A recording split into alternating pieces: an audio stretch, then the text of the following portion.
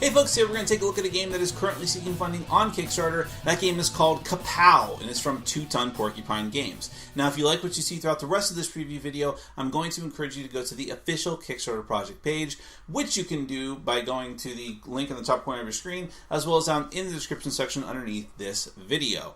Now, Kapow is a competitive dice-building game. Now, unlike with a deck-building game that involves cards, where you're just building a deck of cards but not doing anything to the cards in particular, in a dice-building game, you are literally building the dice. Well, some of the dice. Each player takes control of a hero or a villain, and you're going either head-to-head, or there's 2-on-1 and team matches if you get some of the expansion content. But how you're attacking each other in order to deplete their health points is by using some dice that are just 6-sided dice that are static, but then there are dice that you have to put the faces into or swap out and use later.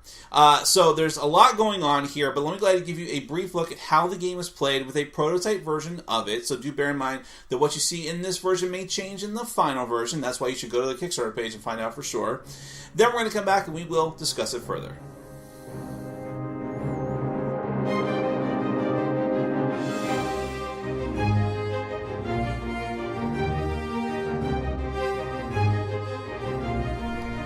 Kapow is a competitive dice-building game, primarily for 2 players in a head-to-head matchup, but with expansions it can be played with 3 or 4 players in 2-on-1 or 2-on-2 matches, respectively. Each player takes control of either a hero or a villain, trying to defeat your opponent by reducing their health points to 0. Whoever is the last hero or villain standing is the winner.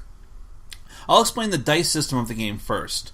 Most of the dice in the game are just 6-sided trait dice with fixed faces in different colors. The faces on any of the dice represent traits like might, energy, and agility, which you'll need to activate powers, and each die has more of certain traits than others. But the gray action dice in the game have interchangeable faces that you can pop in and remove. You'll start with at least one of these and a wild side, but you can gain more dice and more faces that match the faces of the trait dice. Let's focus on a 2-player game setup. One player will be a hero, the other a villain. Each player takes a set of player action boards for attack, defend, and power up. You'll put a player screen in front of these to hide them from the other player. Once you're familiar with the game, you can also use the advanced mode super board, making you a specific hero or villain. Not only does this give you unique superpowers to use during the game, but it also determines your starting health points and starting dice pool. For example, Victor Kane here will start with 20 hit points, which are kept track of on a central board for both players. A yellow, blue, green, and purple die, and 1 action die with a wild face and 2 might faces. The rest of the dice, the faces, and some status effect tokens are kept in a supply between both players, and one player is given the start player token. The game is played out over rounds, until one player is defeated and the other wins. Every round has 4 phases. The first phase is rolling and initiating actions, which both players will do at the same time. You'll roll your dice pool behind your screen and then assign them on your power boards. Each different power on the 3 boards requires 1 or more of the 5 specific traits to activate, and may need anywhere from 1 to 6 dice to be placed at the same time.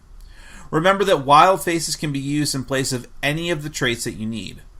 As you might suspect, the attack board has powers for inflicting damage on your opponent, the defend board can prevent damage to you, and the power-up board can let you do utility powers like re-rolling other dice, regaining health, getting new dice, or getting new faces. If you are using the super boards, you assign dice to your unique powers in the same way. Some powers activate immediately after you place the dice, and therefore cannot be moved again for the round. Some powers allow any dice or specifically ban the use of trait dice, and some spots will allow you to use blank faces on the action die if you must. Phase 2 is revealing, attacking, and defending. Each player removes their player screen, and beginning with the start player, each player will be able to attack their opponent once. Every attack has 3 parts. You must have one and only one base, which is the attack move itself. Depending on the level, it will have a 1 to 5 value. Then, you may add 1 or more kickers that will stack, adding value to the base. Lastly, you may activate 1 and only 1 multiplier, to which is applied the sum total of both your base and your kickers, if any. If your opponent cannot defend, they will take that total as health damage, but this is rarely the case. Instead, your opponent can defend with dice that they'd already assigned for that purpose, in exactly the same way as attacking, with a base, kickers, and a multiplier. Whatever the total defense is, it's extracted from the incoming attack total, which may completely negate the attack. Now, the other player will take their turn and attack as well, and assuming the game doesn't end with one player's defeat, it moves on to phase 3, which is powering up. This is where all those utility powers, like gaining dice and faces or gaining health, will activate. Though if you died in the attack phase, it's too late to save yourself. One important note about dice faces that you gain: they are not required to be immediately placed in the action dice. And in fact, during this phase, you can freely remove, replace, and swap the faces of your action dice, or even purposely leave faces blank and leave faces out for the future. If you're ever required to lose faces to use powers, you can use any face, including the loose ones. The fourth and last phase is cleanup. Clear all dice off of your boards, and whoever has the lowest health total will take the first player marker for the next round. Keep going like this until one player is reduced to 0 health and therefore immediately loses. That is Kapow.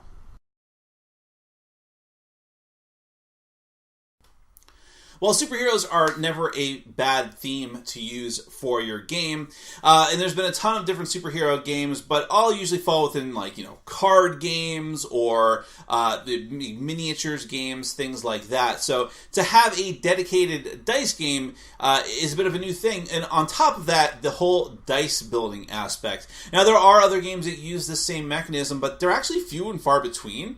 You'd be surprised, since it's such an innovative mechanism. And here it's very interesting because what you're using it for is to basically use your superpowers.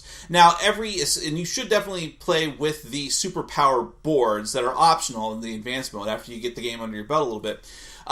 So the fact that you have these unique superpowers, but you can also change and modify your strategy over time with those action dice. You're never wedded to what those dice have. During your power-up phase of every round of the game, you can swap them out. Swap them between your dice if you have multiple action dice, or take some off. There's maybe some circumstances you might want blank faces, but maybe you just want to keep those free for the next round. You can just leave the faces off. So you have a lot of flexibility with those action dice. The trait dice are more locked in, but the fact that you can also specialize with those as well to be like, okay, I want to go as offensive as possible, offensive as possible, or perhaps I'm having trouble with defense and I'm going to lose. I may have this great buildup of dice strategies for attacks for later on, but if I die before I get to use them, then what's the point? So you may quickly need to get defensive dice in order to help save yourself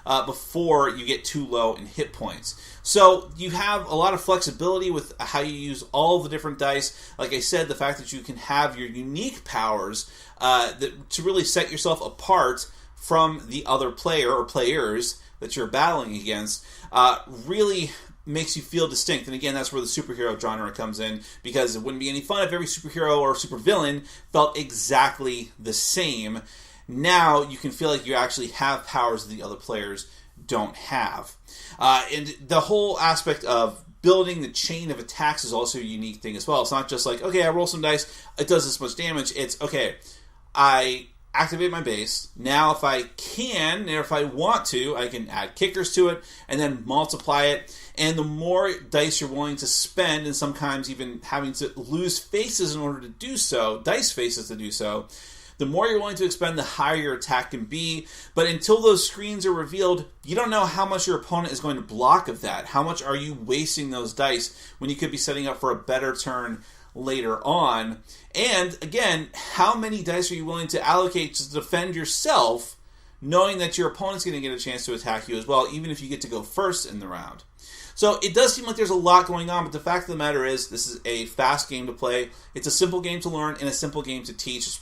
Minutes, really. The hardest thing to explain is the whole dice building aspect, which is very unique, and so a lot of people haven't run into it, but once you understand it, that's it. And yet, again, there is a lot going on here, so even someone who is not a casual gamer will find something to sink their teeth into and to strategize over. If you fall into any of those categories, if you like superhero games, definitely, you don't have to take my word for any of this, you can go to the official Kickstarter project page by following the link in the top corner of your screen, as well as down in the description section underneath this video. Go there, find out more information, and hopefully consider backing the project. That is Kapow from Two Ton Porcupine Games. Thank you so much for watching, and as always, for supporting our sponsors. Take care.